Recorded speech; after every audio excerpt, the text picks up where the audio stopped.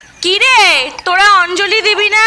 ওঠ, উঠে তাড়াতাড়ি স্নান করে নে, আমার হলুদ বাটা হয়ে গেছে। দূর, ভাল লাগে না। এই দিদি, দিদি, মাকে বলে দেব তুই কালকে লুকিয়ে লুকিয়ে কুল পেয়ে খেয়েছিস। চুপ কর, তোকে কালকে লজেন্স দিয়েছিলাম না, আজকেও দেব। ঠিক আছে, বলবো না। কিরে, বসে বসে জলের ঢেউ গুনবি নাকি স্নানটাও করবি? দিদির তো হয়ে গেল।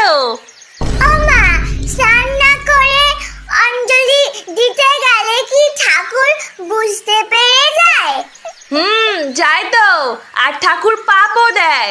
তাহলে আগের বছর তো লাট্টু দাদাও স্নান না করে অঞ্জলি দিতে গেছিল, কোথায়?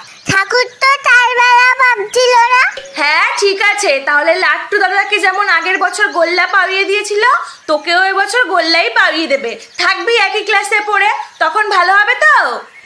না, তাহলে স্নান করে নেওয়াটাই ভালো। ও মা, ওই হিল জুতোটা পরে প্যান্ডেলে যাই না?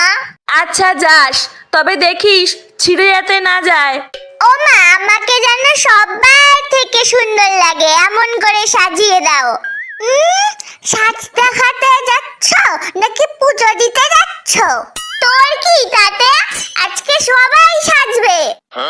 ও মা, তাহলে মাকে কখন সাজাবে? সূর্য তো আর দিদিকেই সাজিয়ে যাচ্ছ। আচ্ছা তুই প্যান্টটা পরতে থাক, আমি যাচ্ছি। ও মা, ওই জিন্সের প্যান্টটা তো? হ্যাঁ, আজকে জিন্সের প্যান্ট কেউ পরে? আজকে পাঞ্জাবি পরতে হয়।